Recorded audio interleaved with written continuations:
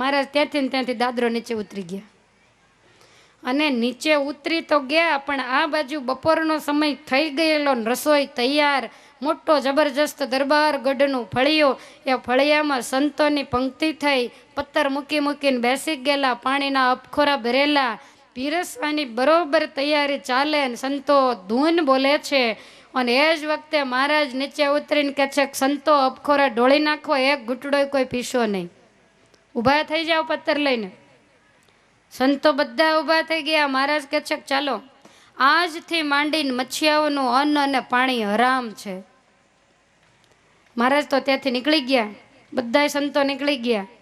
પાછળથી ફૈબાને પસ્તાવો થયો, કરે રે ભગવાન, જેવો ભગવાન મને સમજાવવા આવ્યો, વળી મારા હિતને માટે જીવકુંવર એની શું સેવા કરી દેવાની હતી?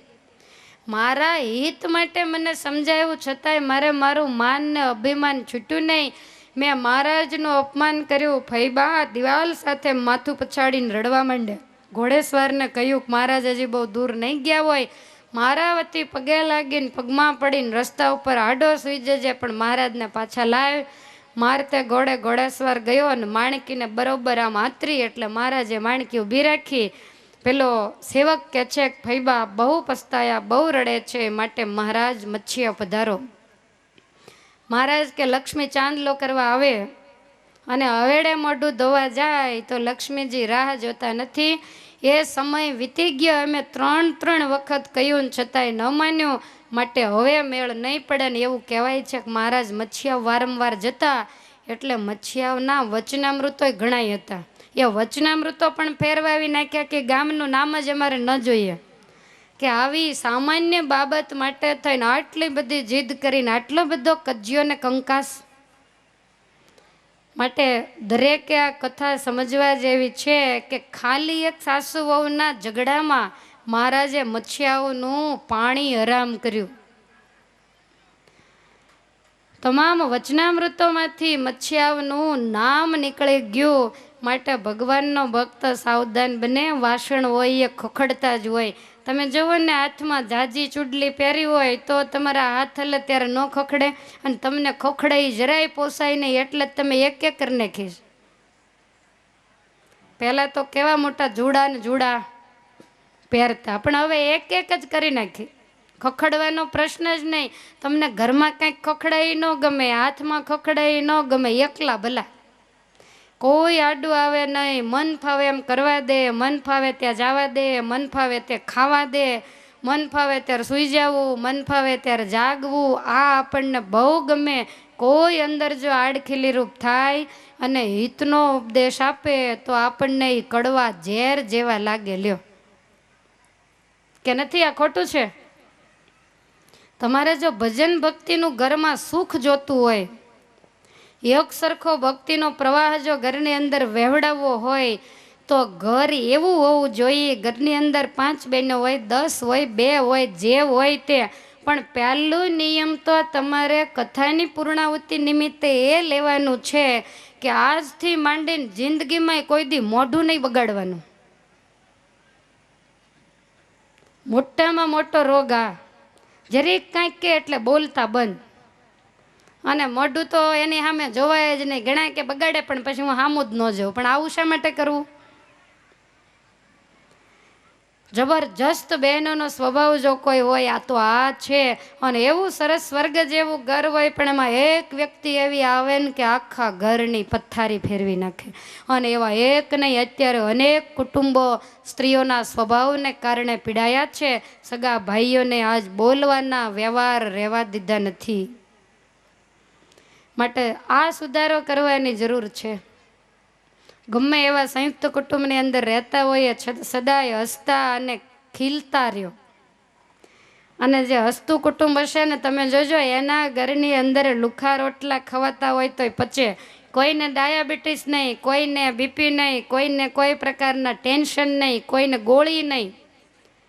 અને અમુક ઘરમાં કજિયા કંકાસ એટલા બધા હોય, બધા ખોબો ખોબો નોખી ગોળીઓ રાખતા હોય. કોઈને ઊંઘ ના આવતી હોય, કોઈને ખાધેલું ન પચતું હોય, કોઈને ગોળી લીધા સિવાય ખવાતું ન હોય. કોકને તો એવું વળી હોય કે ઇન્જેક્શન લેતો જ ખવાય. અનેક પ્રકારની મુશ્કેલીઓ આમાંથી ઊભી થતી હોય. માટે ભગવાનનો ભક્ત આજુબાજુમાં ક્યાંય પણ ફાંફા માર્યા વગર અહીંયા ધ્યાન રાખે અને આ વાતને બરોબર નજરમાં લે. બીજે બધે ભલે છમકારા બોલે, એ તો તમારે કાયમ છે જ. ગુણાતીતાનંદ સ્વામીના સાફ સાફ શબ્દો, ખાવું, ખાટલો ને ખાડો, આ ત્રણ સિવાય આ જીવ બીજું કાંઈ કરતો જ નથી. આ તો ગુણાતીતાનંદ સ્વામીની ગોળીઓ છે, આપણી થોડી. માટે આપણે હવે એમાંથી બહાર નીકળી અને આપણે આપણું જીવન સુધારવું છે.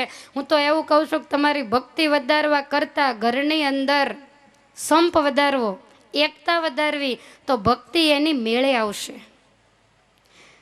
મોટાબાને લાડુબાઈએ જ્યારે ભક્તિ દેવીને એવું કહ્યું કે મારા દરબારમાં કાયમ નિવાસ કરીને રહ્યો, ત્યારે એણે એવું કહ્યું કે હું પતિવ્રતા છું, જ્યાં ધર્મ હોય ત્યાં જ હું રહું, અને હું અને ધર્મ બંને હોઈએ તો મારા દીકરાને નોખા થવાની આદત નથી, એટલે મારો દીકરો અમારી ભેગો જ હોય. અમે બે જ્યાં હોઈએ ત્યાં ભગવાન અખંડ નિવાસ કરીને રહે, અને જ્યાં ભગવાન નિવાસ કરે તો લક્ષ્મીજી પતિવ્રતા છે, એટલે લક્ષ્મીજી એની મેળે આવે, એને ગોતવા જવાની જરૂર નહીં. તમે જાણો છો ને કે કજિયા કંકાસથી તો ગોળાના પાણી સુકાઈ જાય. માટે ઓછું મળે તો ઓછું ખાવું, પણ સ્વભાવ સુધારી એકબીજાનું જતું કરી. ઘણી વખત તો વાતમાં કાંઈ ન હોય, નાના છોકરાઓ ઝઘડે એમાં નોખા થાય. આ છોકરા તમે જુદા થાવ એની ના નહીં, રાજી ખુશીથી થાવ, આવવા જવાના વ્યવહાર હોય. અને ઘણાય તો આખી જિંદગી એકબીજા ભાઈઓની કાપ કૂપમાં જ કાઢે. માટે તમે ગમે એટલું ભજન કરો, ગમે એટલું દાન પુણ્ય કરો, એ ક્યારેય પણ ઉગતું નથી ને ઓલું થોડુંક કરશો ને તોય ઉગી નીકળશે. ઝઘડો કરીને જુદા થયા હોય, બેયના ઘરમાં લાડવા કરીને ખાય, પણ ઓલા ભેગા મળીને રોટલા ખાતા હોય એવી શાંતિ એને એમાં મળતી નથી. માટે નાના જે બહેનો હોય એવા વડીલોને મોટા ઉંમર થાય એટલે થોડાક સ્વભાવ આમ તેમ થાય, એણે જ જાતું કરવું. અને એકદમ નાના બહેનો હોય, હજુ આવ્યા હોય પરણીને ઘરમાં, તો એને એના ઘરની રૂઢી જુદી હોય. બધે દીકરી તરીકે લાડ કર્યા હોય ને કદાચ અહીંયા આવી અને થોડુંક એને અઘરું પડે તો વડીલોએ પણ જતું કરવું, એને ધીમે ધીમે શીખવાડવું. તમે એ વિચાર કરો કે તમે આવ્યા ત્યારે તમને શું આવડતું હતું? નીંદતા ને પારવતા આવડતું હોય છે, બીજું શું આવડતું હતું કયો છે? રોટલા કરી જાણતા. તો અત્યારના સમય પ્રમાણે અત્યારના આવડતું હોય, કદાચ ન આવડે તો થોડુંક એને શીખવાડીએ. ક્યારેય પણ પોતાના ઘરની વાત એને પોતાના ઘરની દિવાલ બહાર શા માટે જવા દેવી જોઈએ? આ બધું સત્સંગી જીવનનું જ વાંચું છો, કાંઈ ઘરનું નથી, પણ મેં બધા એનો સાર કાઢ્યો, કારણ કે આમાં પૂરું પડે એમ નથી. આમાં ગૃહસ્થ ધર્મો અને સતી ગીતા આખી બતાવું છું. માટે એની નાની એવી ભૂલ હોય તો એને જતી કરવી. તમને એક દાખલો આપું એટલે સમજાઈ જાય. જૂના જમાનામાં તેલ વગેરે ઘરમાં વાપરવું હોય તો અત્યારની જેમ પેકિંગ ડબ્બાની એવું નહોતું. ઘરમાં તલ હોય, સિંગ હોય તો જરૂર પ્રમાણે એને ગાણીમાં નખાવી અને પીલાવે. પછી તલનું તેલ એ વાપરતા હોય તો ઘરની અંદર થોડા થોડા સમયે તેલને કઢાવે, તલ પીલાવીને પછી પેલી જે તલ પીલા પછી પેલો કૂચો નીકળે ને એને સાની કહેવાય. હવે પહેલાંના જમાનામાં તો કાંઈ અત્યારના જેવી સુવિધા ને કચરિયા ને બીજું ને ત્રીજું કેટલું નાખીને એવું હોય નહીં. એટલા સાની હોય ને એને પછી અંદર સગવડતા હોય તો ગોળ નાખીને, નહીંતર એ રીતે ખાતા હોય. હવે એમાં કુટુંબની અંદર દીકરાની વહુ પરણીને આવી, બિચારી થોડીક ભૂખાળવી, એટલે સવારમાં કંઈક ખાવાનું થોડુંક મોડું થાય ને પહેલાંના સમયમાં તો પેલી ઘંટીમાં જાતે ઘઉં વગેરે દળવું પડતું હોય. એટલે સાની કઢાવીને લાવ્યા હોય ને એ મૂકી હોય તો આને એમ થાય ખબરમાં દોડતા દોડતા ભૂખ બહુ લાગે છે. ને બીજું તો અત્યારની જેવું કંઈ હતું ખાવાનું, ફ્રીજ ખોલો ત્યાં 17 વસ્તુ નીકળે. હવે કાંઈ હોય નહીં, એટલે પહેલીને એમ થયું કે હવે એવું મારે કેમ કહેવું કે મને અત્યારમાં ભૂખ લાગી છે. પછી રસોડામાંથી છાલ્યું લઈ આવી અને સાની એની અંદર દબ્બીને ભરી દે, અને પછી ઘંટીની આજુબાજુમાં દેખાય એવી જગ્યા ન હોય ને ત્યાં છાલ્યું સંતાડી દે. 2 બુકડા આજ મારે, 2 બુકડા કાલ મારે. એમાં બરોબર એક દિવસ એવું બન્યું કે સાસુમાં વાળતા વાળતા હાવણી લઈને આમ નીકળ્યા તો આમ જરીક હાવણીની ઝાપટ લાગી તો ઓલું છાલ્યું બહાર નીકળ્યું, અને હાહુની ઝાપટ વાગે તો વહુય બહાર નીકળી જાય, છાલ્યું જ બિચારું નીકળે જ તો બહાર નીકળ્યું. એટલે સાસુને એમ થયું કહો આ છાલ્યું આની અંદર સાની છે, બીજું તો કોઈ છે નહીં. કદાચ દીકરાની વહુ બિચારી નાની રહી, સવારમાં દળવાનું હોય એટલે એને ભૂખ લાગી હોય, કદાચ ખાતી હશે.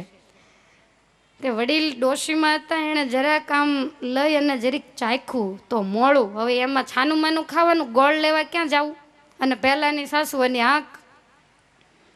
એટલે ડોશીમાને એમ થયું કે બિચારી નાની છે, મારા ઘરનું બધું કામ કરે, મને કાંઈ કહી શકે નહીં. એટલે ડોશીમાએ વહુ કાંઈક આડેવળી કામ કરતી હશે તો રસોડામાંથી ગોળ લાવી અને જરાક અંદર ભેળવીને દબ્બીને પાછું છાલ્યું મૂકી દીધું. બીજા દિવસે વહુ દળવા બેઠી, છાલ્યું બહાર કાઢીને લઈને જ્યાં બુકડો માર્યો ત્યાં તો ગળ્યું લાગ્યું. હવે આ કોને કહેવા જાવું, હમણાં કંઈક બીજું હોય તો કહેવાય, આ કે તો બધું છતું થાય. હવે શું કરવું, જે હોય તે. પછી તો ખાઈ લીધું.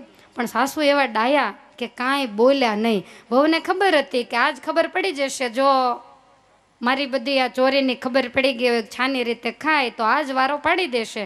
પણ સાસુ તો કાંઈ બોલ્યા નહીં. પછી તો એમ કરતાં કરતાં સાની ખલાસ થઈને બીજી વાર તલ પીલાવ્યા તો વહુને એમ થયું કે હાલે છે ધાંકી, તો વળી પાછી મોળી સાનીનું છાલિયું ભરીને મૂક્યું ડોશીમાની. પછી ડોશીમાને ખબર જ હતી આ ખજાનો ક્યાં રાખે છે, એટલે એણે વળી પાછો અંદર ગોળ ભેળવી દીધો ને આમ કરતાં તો વર્ષો વયા ગયા. અને એમ કરતાં એને ઘેર દીકરાની વહુ આવી.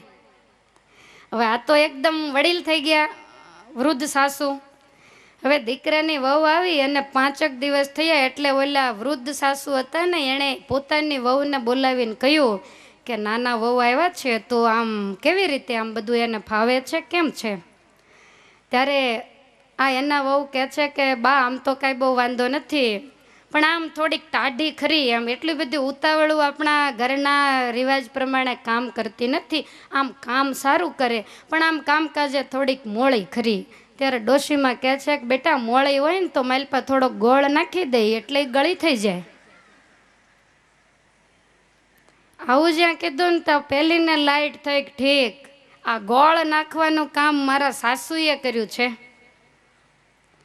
એને મનમાં આંખમાં આંસુ આવી ગયા અને એમ થયું કરે રે તે દિવસે મને વડ્યા હોત, ખીજ્યા હોત, ઘરની અંદર કેટલાય કજિયા કંકાસ થયા હોત, આટલા વર્ષ વયા ગયા, રોજ કોક ગોળ ભેળવી જાય, મને ખબર નહીં ને આ મારી જિંદગી પૂરી થઈ ગઈ.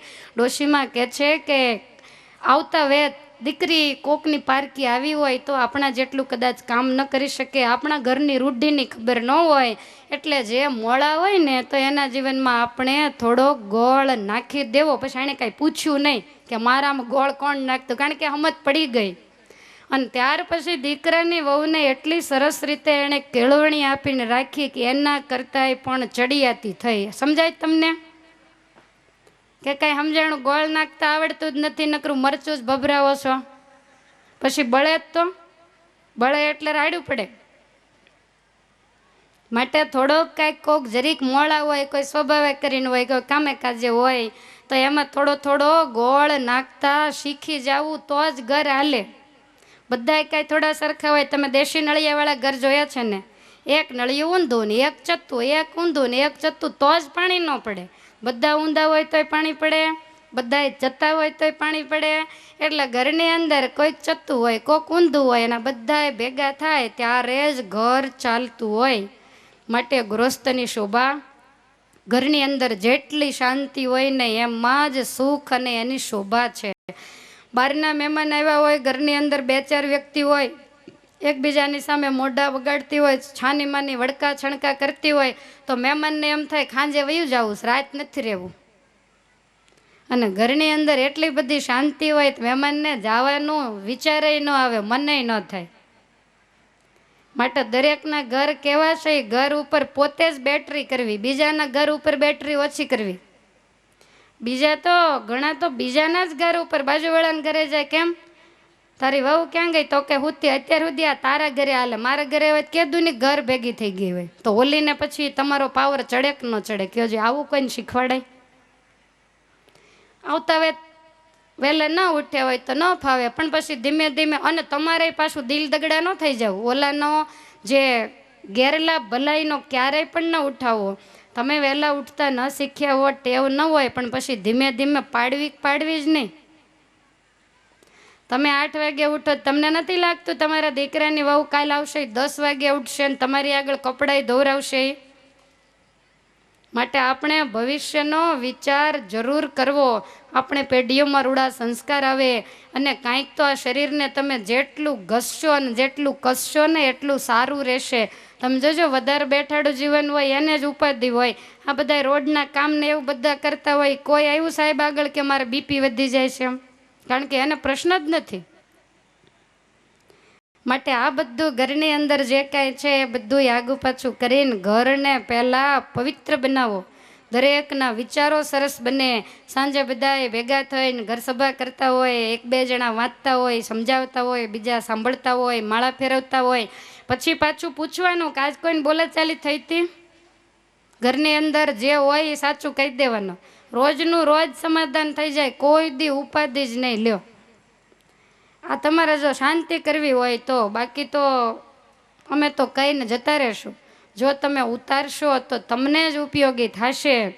માટે વડીલોને જો તમે પગે લાગશો તો કોક આવનારું તમને પગે, નહીતર વડીલોને તમે નહીં લાગો તો આવનારાને પાછળથી તમને ખબર, આગળથી પગે લગાય ને પાછળથી લગાય. આગળથી લગાય ભાવથી લગાય ને પાછળથી આમ ભીસીને લગાય. જોકે આ તમને આવડતું જ હોય, પાછળથી તો લાગતા જ હોય. એટલે માટે હંમેશા બધાએ આગળથી પગે લાગતા રહે તો પાછળથી પગે લાગવું ન પડે. માટે ઘરને એકદમ સ્વર્ગ કરતાંય ચડિયાતું દેવ મંદિર સમાન પવિત્ર બનાવવા માટે અંદરો અંદર સંપ, સમજણ વગેરેની જરૂર છે. આ 2 વસ્તુ આવે તો શાંતિ એની મેળે આવે. ત્યાર પછી પતિવ્રતા સ્ત્રીના ધર્મ બતાવ્યા છે. મંગળ આભૂષણો ધારવા, સેંથાનો સિંદૂર, મંગલસૂત્ર અને હાથના કંકણ. આની અંદર લખ્યું, તમે તમારા હાથે વાંચી લેજો ને, હસો છો તો.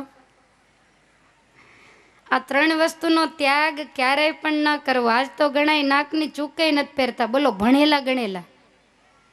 આપણે પૂછવું પડે કેમ, કાંઈ છે? તો કે ના એવું છે નહીં, પણ હું નથી પહેરતી.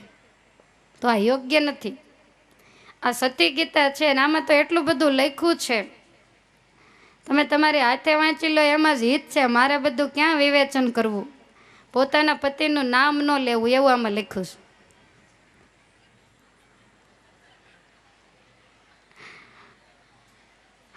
ઘરની અંદર વડીલોની મર્યાદા રાખવી.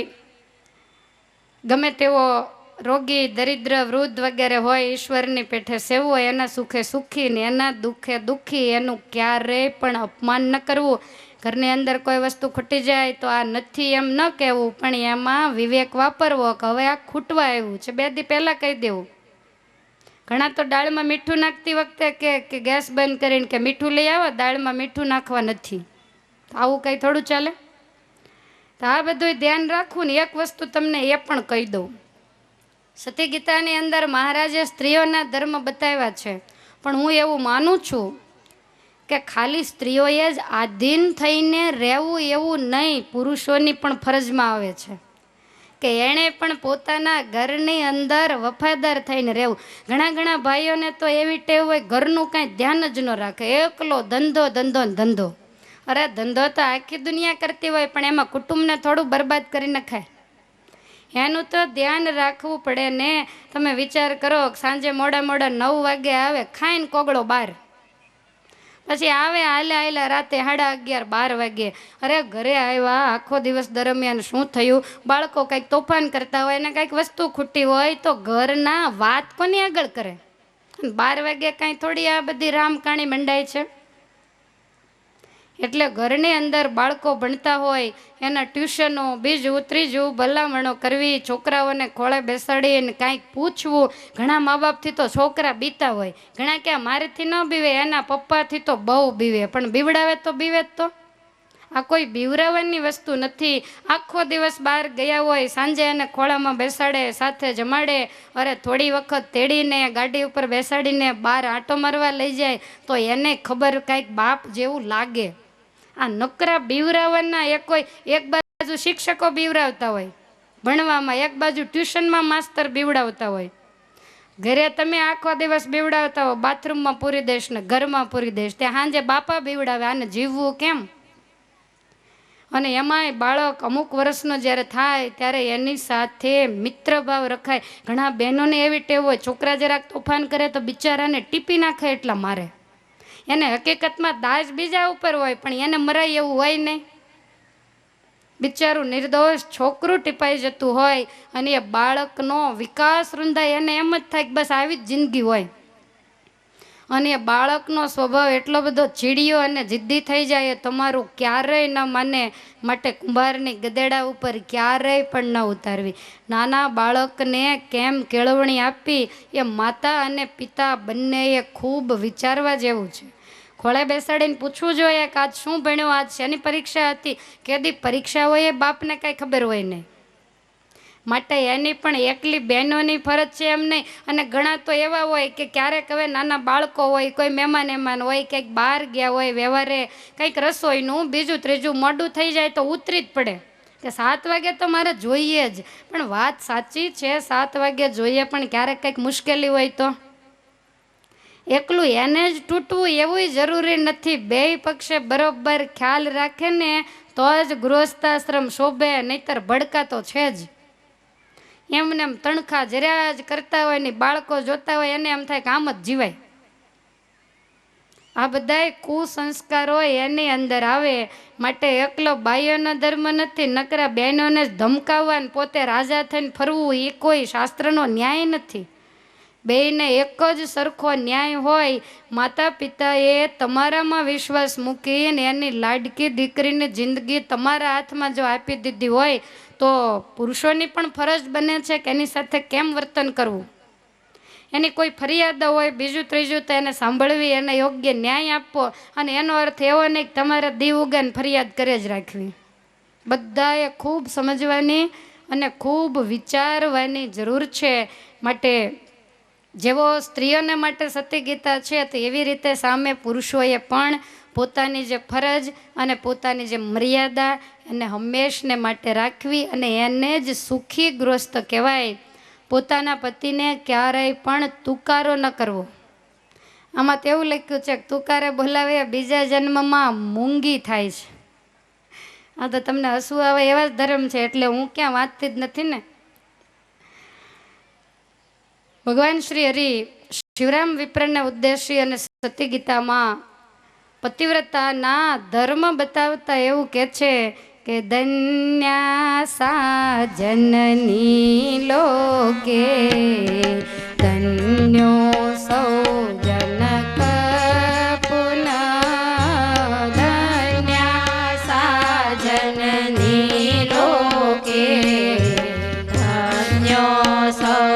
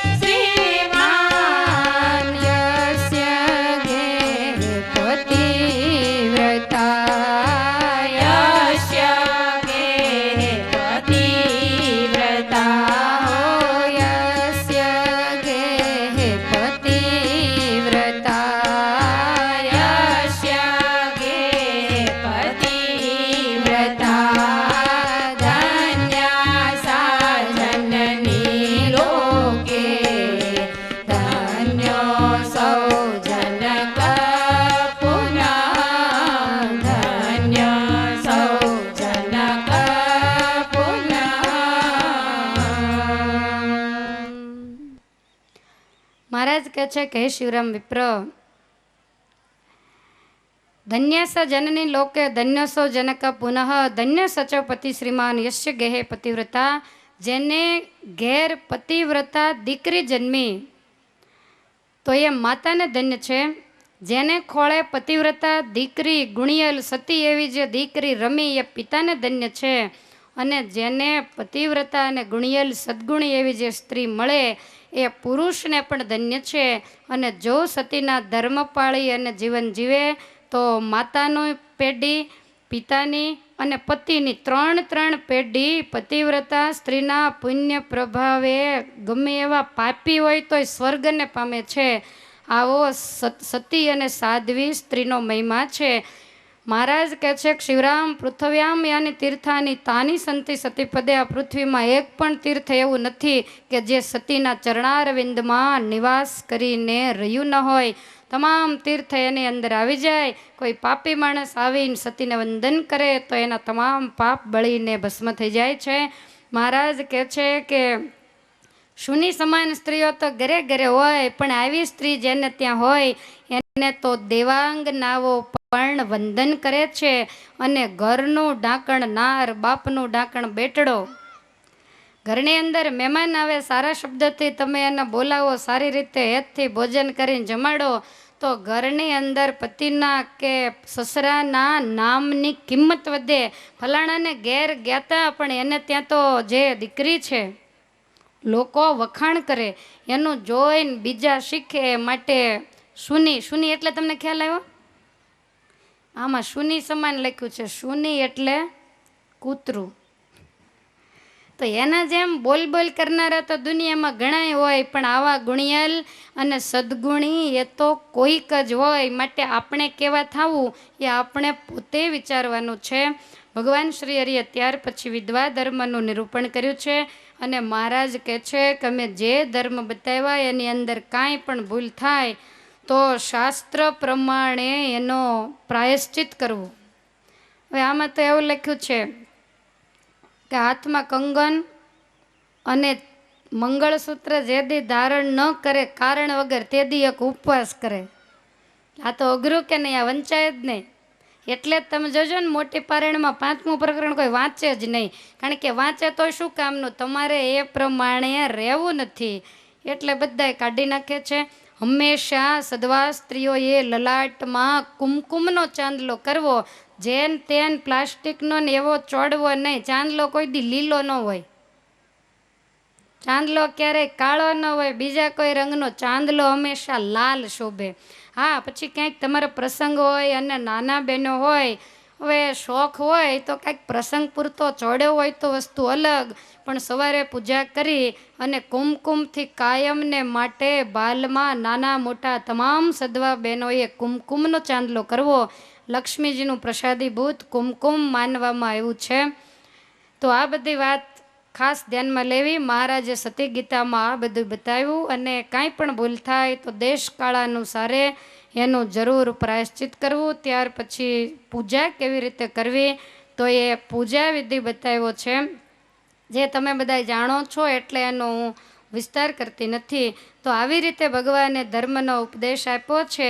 શિવરામ વિપ્ર બહુ રાજી થયા અને ભગવાન શ્રી હરિની સ્તુતિ કરતા એવું કહ્યું છે કે ધર્મ કરતા ધર્મ વક્તા ધર્માત્મા ધર્મ સંસ્થિતિ ધર્મ કરતા ધર્મ વક્તા ધર્માત્મા ધર્મ સંસ્થિતિ ધર્મ કરતા ધર્મ વક્તા ધર્માત્મા ધર્મ સંસ્થિતિ ધર્મ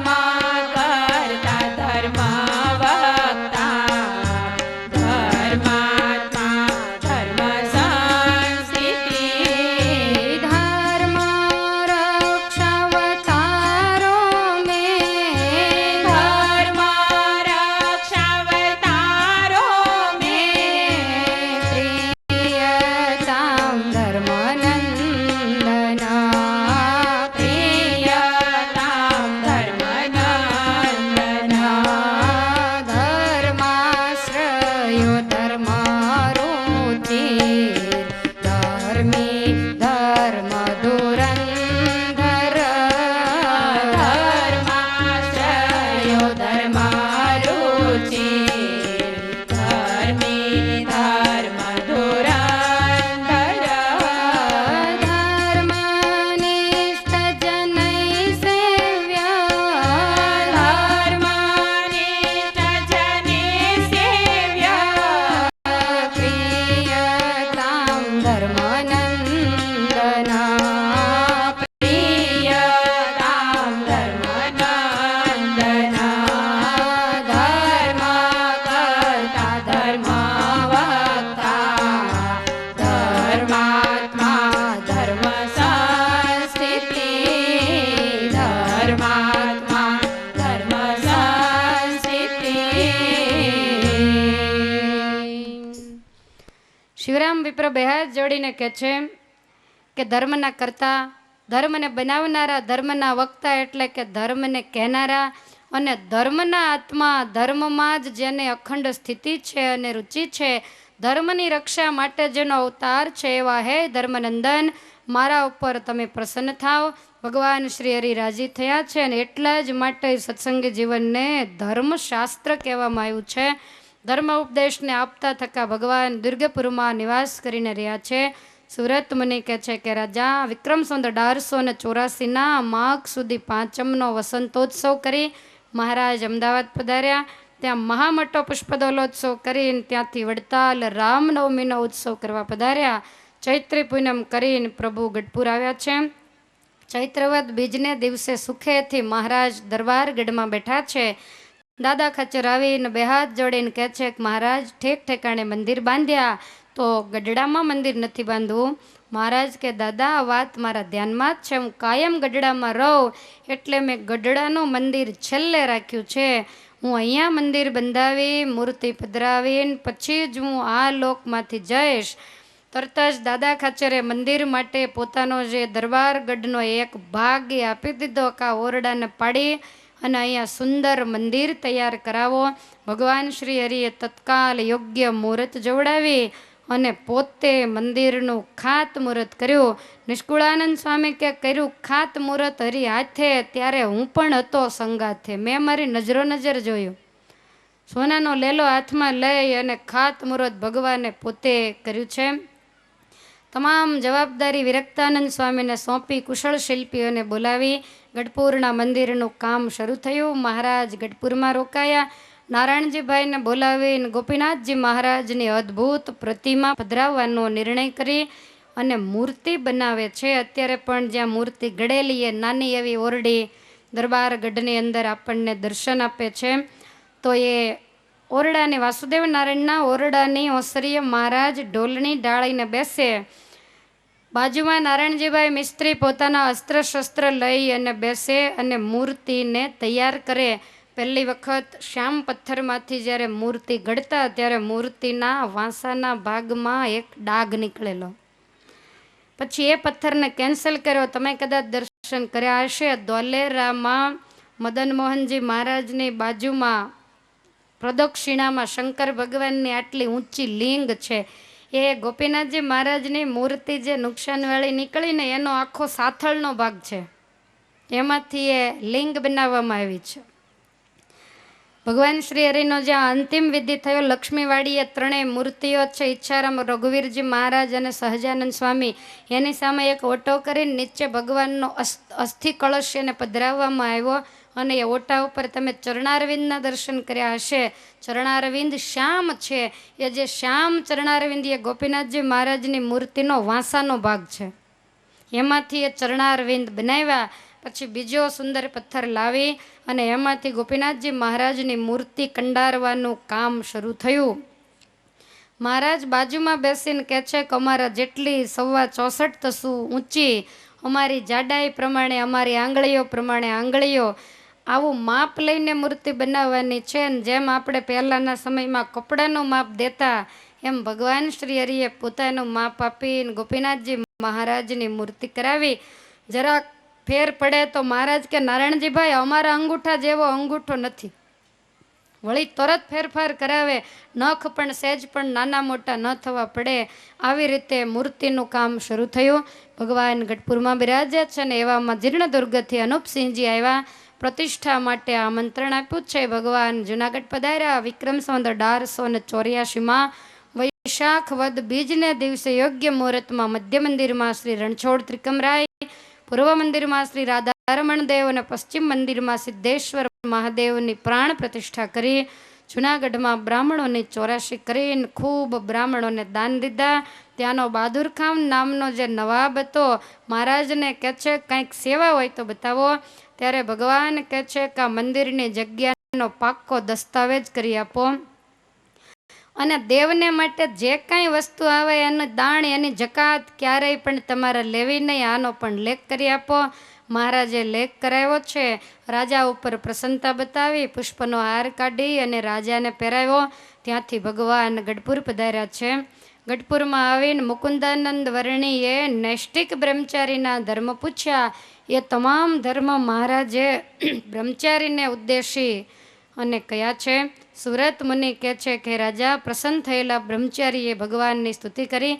આ બાજુ ગઢપુરનું મંદિર પૂર્ણ થયું.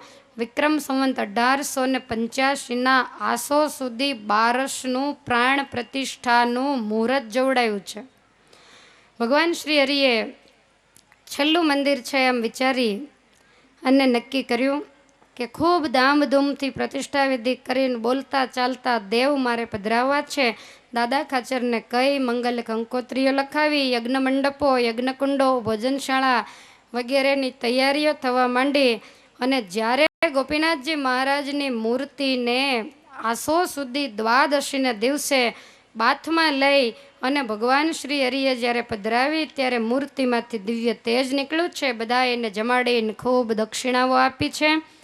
ભગવાન શ્રી હરિએ પ્રતિષ્ઠા વિધિ કર્યો. મહારાજ અક્ષર ઓરડીમાં બેઠા બેઠા વિચારે છે કે મારે કરવાનું તમામ કામ હવે પૂર્ણ થયું છે. જે કારણ માટે આ ભૂમંડળમાં મેં મનુષ્ય જન્મ ધારણ કરેલો એ તમામ કામ મેં પૂર્ણ કર્યું છે. દેવ પધરાવ્યા, ઉજ્જવળ ગુરુ પરંપરાની સ્થાપના કરી છે. શિક્ષાપત્રી જેવો સદગ્રંથ લખ્યો. કાયમને માટે કલ્યાણનો દોરી માર્ગ ચાલુ રહે એની તમામ વ્યવસ્થા મેં કરી. હવે મારે આ લોકમાંથી જવું જોઈએ. મહારાજ પોતાની તબિયતને નરમ ગરમ દેખાડવા માંડ્યા. ક્યારેક શરીરે સારું હોય, ક્યારેક બીમારી હોય, ક્યારેક જમે છે, ક્યારેક જમતા નથી. જડ ભરતની જેમ મહારાજે વર્તન ફેરવ્યું. જોનારાને એમ થાય કે મહારાજ આ લોકમાંથી ઉદાસ થયા લાગે છે.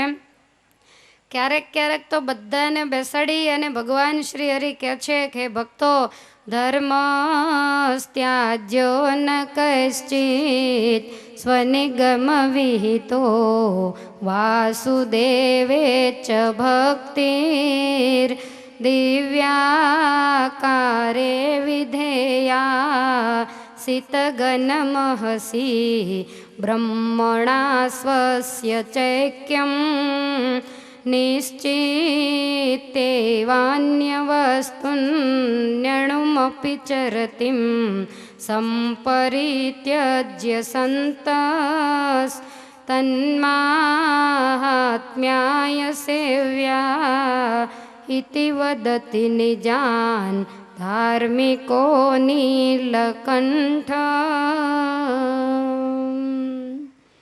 મહારાજ કહે છે કે હે ભક્તો, સંસાર છે દુખાલય છે.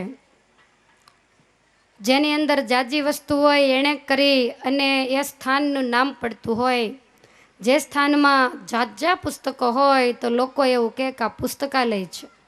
જે સ્થાનમાં જાજી દવા હોય તો લોકો એવું કહે કે આ ઔષધાલય છે. એમ સંસારની અંદર અનેક દુઃખો છે. સંતોએ એનું નામ દુઃખાલય પાડ્યું છે.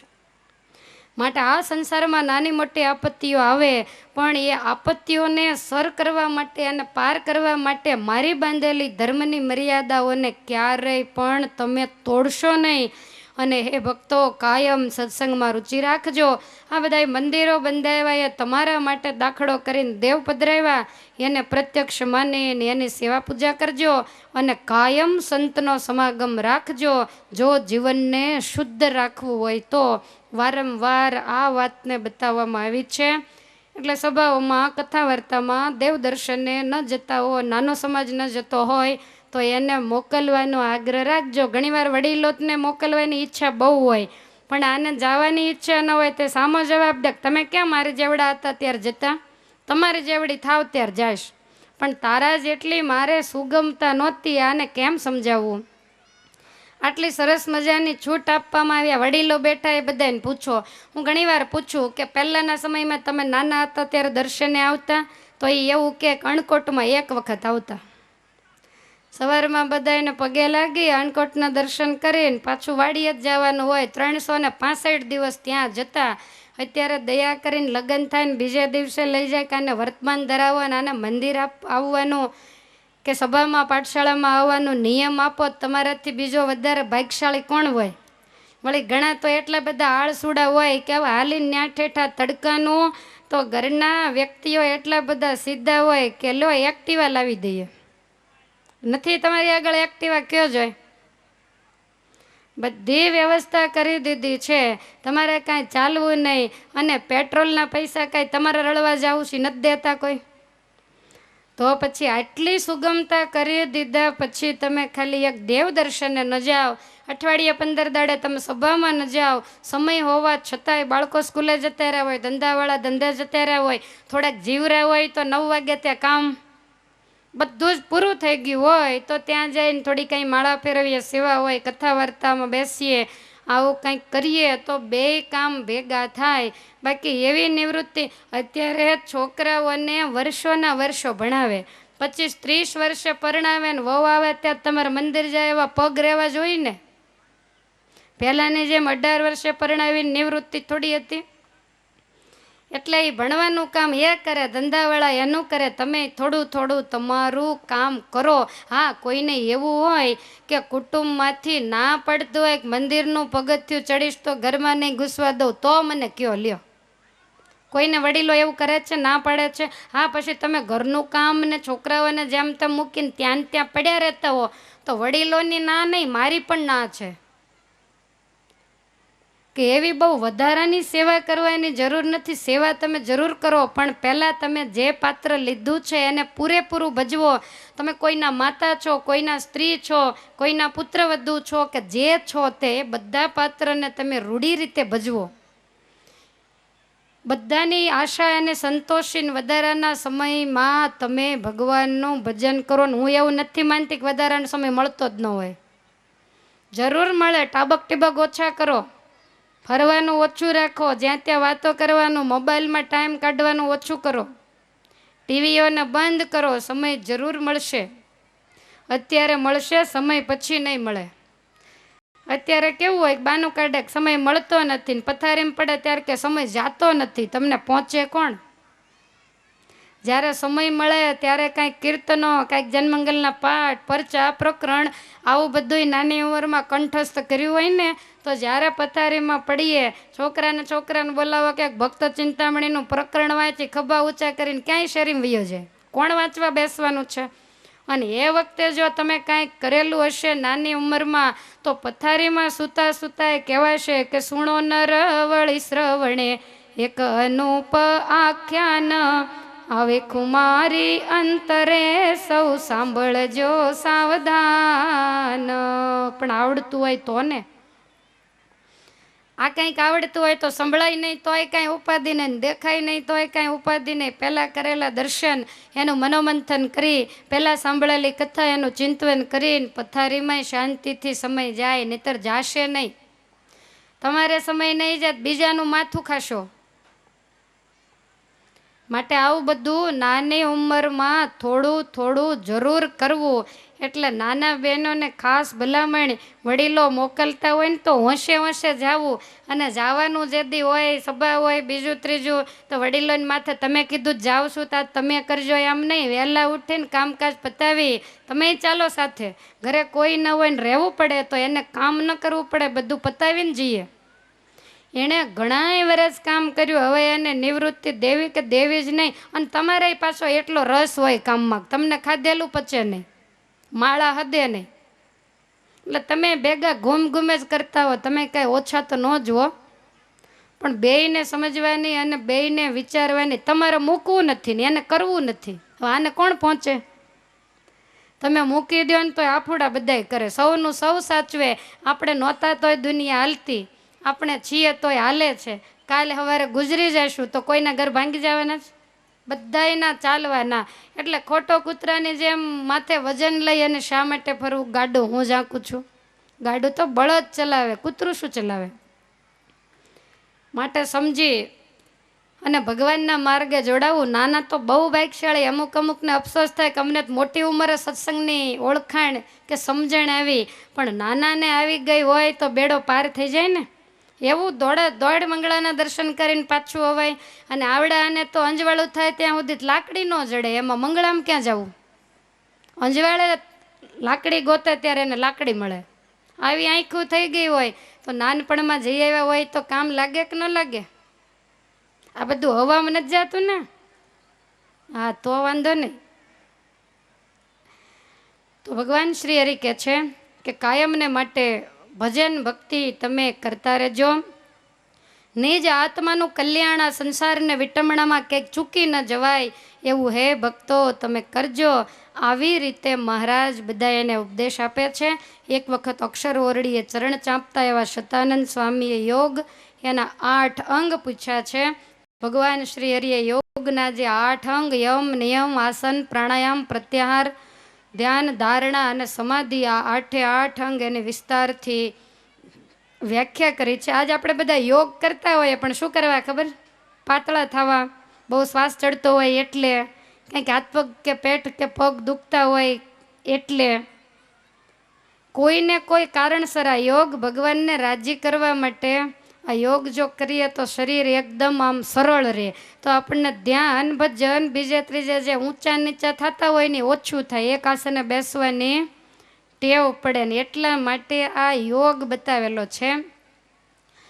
અષ્ટાંગ યોગનો સાર બતાવ્યો. સર્વ વાસનાને છોડીને પરમેશ્વરનું ભજન કરવું, બ્રહ્માંડોને કાળના કોળિયા સમજી 4 પ્રકારના પ્રલયને જાણી નાશવંત જ વસ્તુમાંથી પ્રીતિ તોડી અને ભગવાનમાં જે હેત કરે તો હે રાજા એને તમામ યોગ સિદ્ધ થયો જાણવું.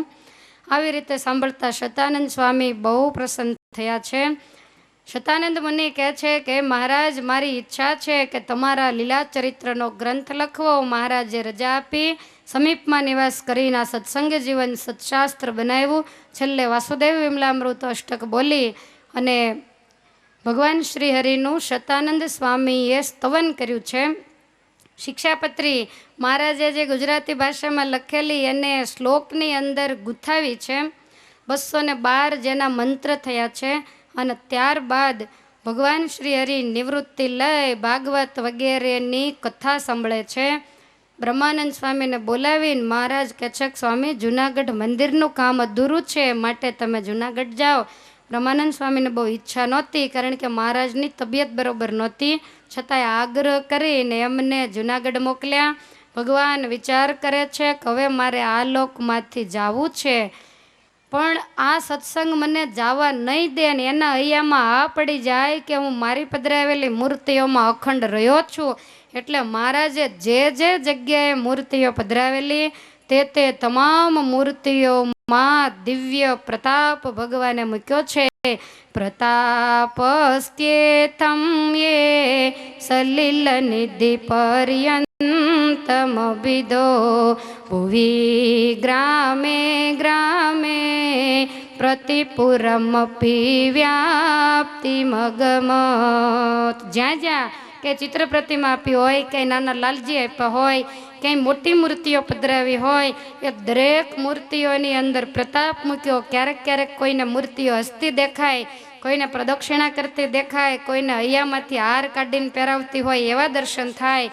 ક્યારેક ક્યારેક મૂર્તિઓ તમામ મનોરથોને પૂર્ણ કરતી હોય, ક્યારેક ભક્તોની સાથે વાત કરે, ક્યારેક મૂકેલા થાળ અને મૂર્તિમાં જમી જાય.